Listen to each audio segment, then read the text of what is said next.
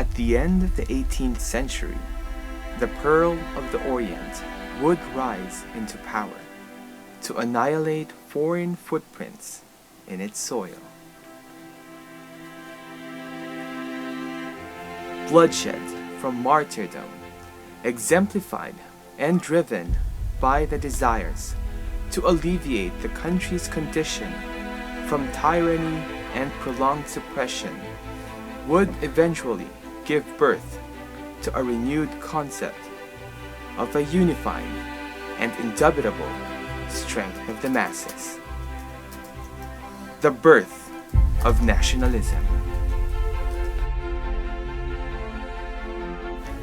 It marked the beginning of a life-changing phenomenon that would unleash the spirits raging inside every Filipino that demands to be freed from the hell imposed by inhumane circumstances.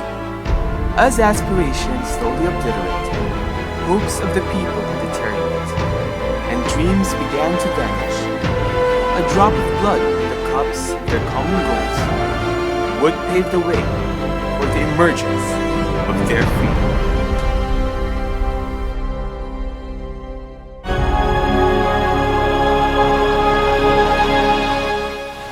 Freedom they sought to achieve.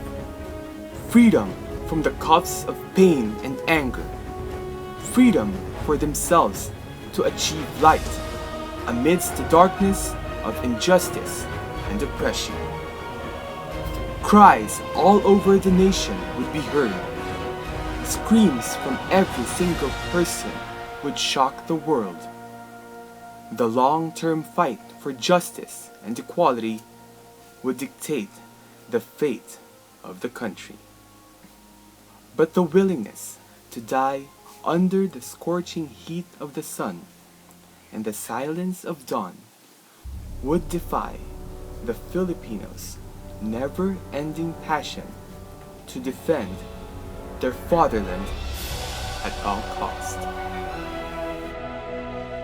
Common people, and even that of the nobilities, who were given the privilege and opportunity to look beyond the aggravating situation of the country, were defined by their capacities and status in life to be honed and molded by the most prestigious and influential means, education.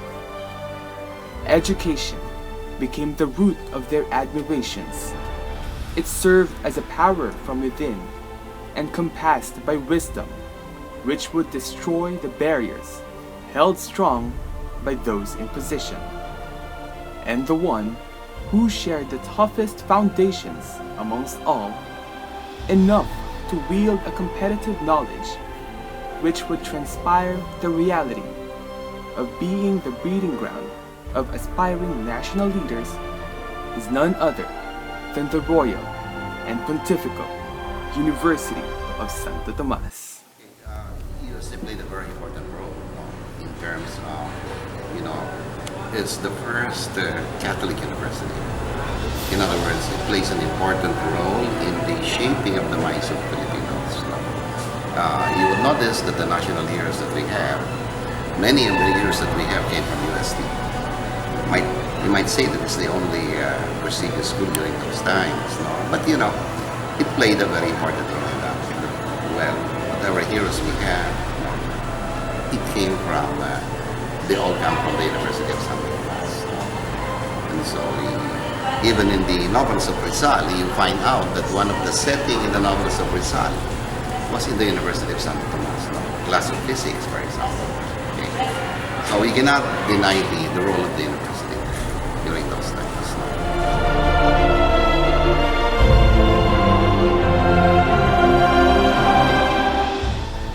The University of Santo Tomas has undeniably established its name through proficiency in epitomizing a quality education, which served as the foundation of the principles which were mainly geared towards the students' ambitions in conformity with socio-political reforms and economic liberation.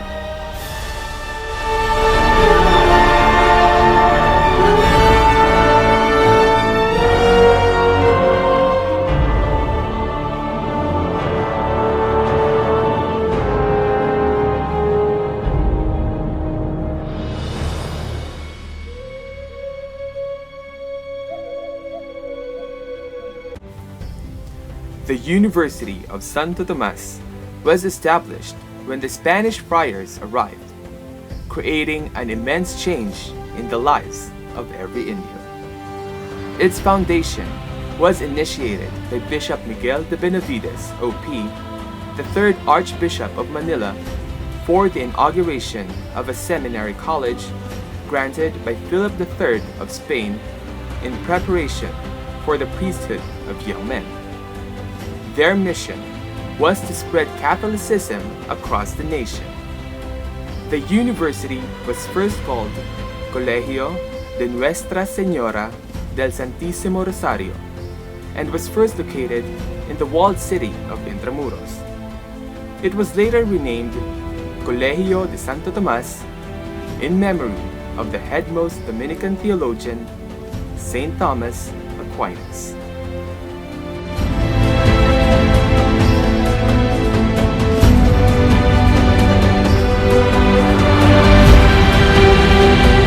This period, UST was an institution under the Dominicans. Although it's a pontifical university, although there's a union of church in the state, but UST under its own charter is not entitled to receive any. So, hindi siya pwedeng tumanggap na ano. That's why UST has to raise its own money. So, the money came from the haciendas. Haciendas in Laguna, like Calamba, Santa Rosa, and San Pedro. So, also Binyan.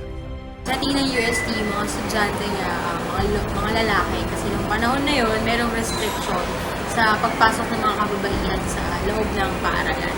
So, mga estudyante kalakhan ng UST, mga lalaki. Yung setting nun, hindi pa dito sa Espanya nun eh, wala pa sa Intramuros pa ang UST.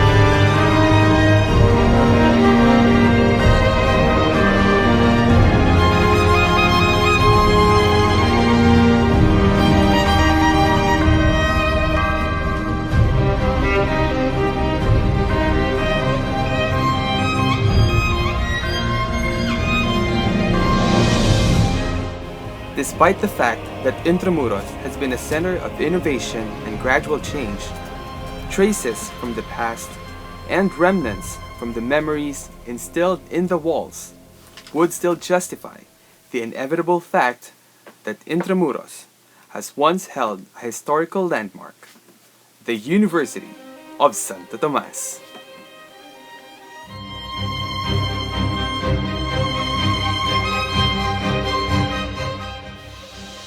Also became the home of the heroes who fought for the Philippines' prestige and glory against the persecution of the unjust rulers.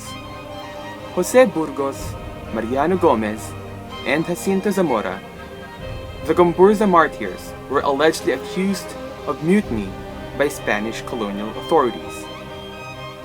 Apolinario Mabini served as the first Prime Minister of the Philippines and known as the brains of the revolution. Emilio Jacinto, famously known as the brains of the Katipunan. Gregorio del Pilar,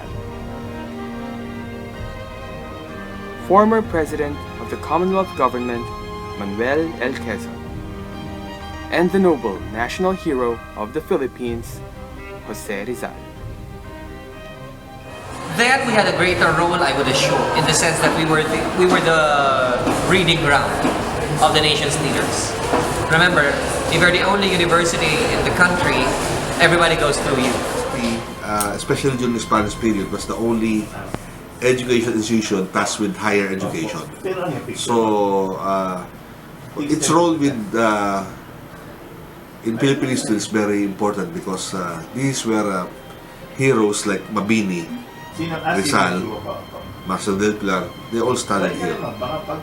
So, a lot of their concepts about nationhood was born here at Tomasan education. Especially the education, principles of St. Thomas could be reflected in the Verdadero Decalogue of UST provide them with knowledge, but the formation of nationalism is more up to the person. When the Spanish colony finally came to its downfall, the American and Japanese conquerors came into existence. During the scrimmage of these two countries, Manila was declared as an open city under Japanese rule.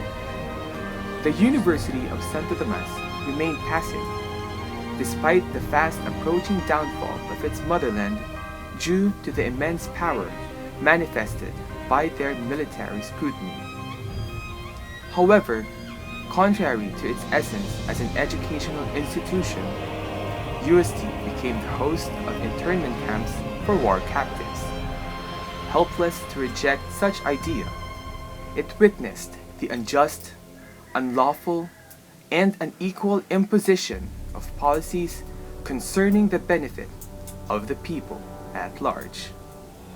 Japanese era naman, nag-stop yung Japanese, nung panahon ng Japanese interregno, nag-stop yung schooling sa UST.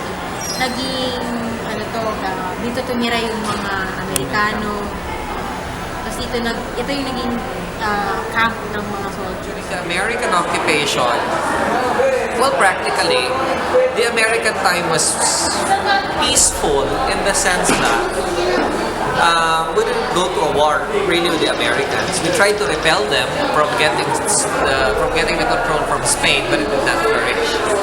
So compared to the Japanese era, where the entire operations of the university really had to stop because the main building and the campus for that matter was used as area for the prisoners of war.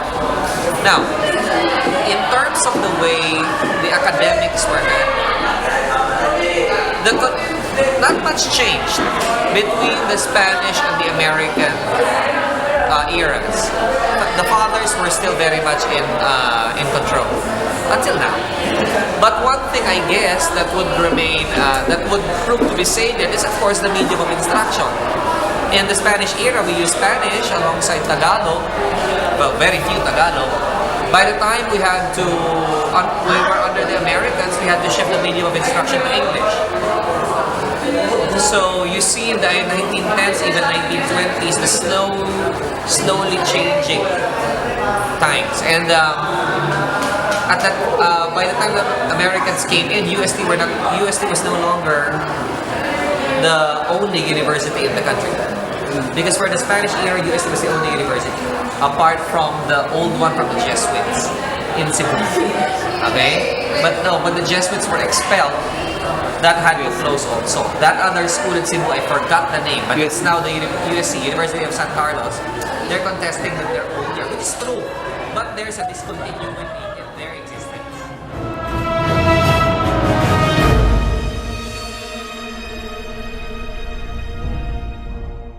Through centuries of unquestionable excellence manifested in the field, UST has transpired enormous contributions in shaping the backbone of the society. Intellectual prowess, integrated values, and magnified competencies developed by the university diminished the increasing volume of illiteracy regarding the acquisition of knowledge about their identity as free men living in an independent country. Principles derived from institutionalized beliefs and teachings served as prerequisites in attaining an exemplary life elevated from the rest of the society. It marks a distinction and leaves a lasting impression to those who witnessed the growth and dramatic change of a person's well-being, which can never be obliterated by choice or by chance.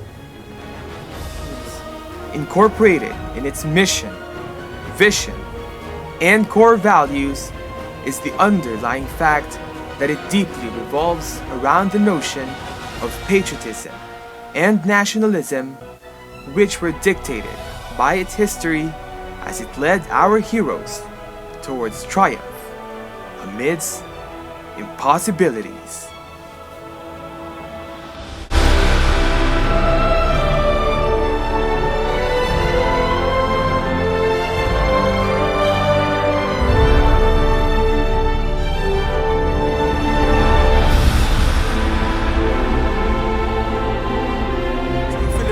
And a true Thamashian is there for the country, not when the country's doing well, but he's there when the country's not doing so well. So ask yourself before I finish this video, are you a real Filipino? Because if you are, then what have you done for the country? As a Thamashian, showing your values, and as a Filipino.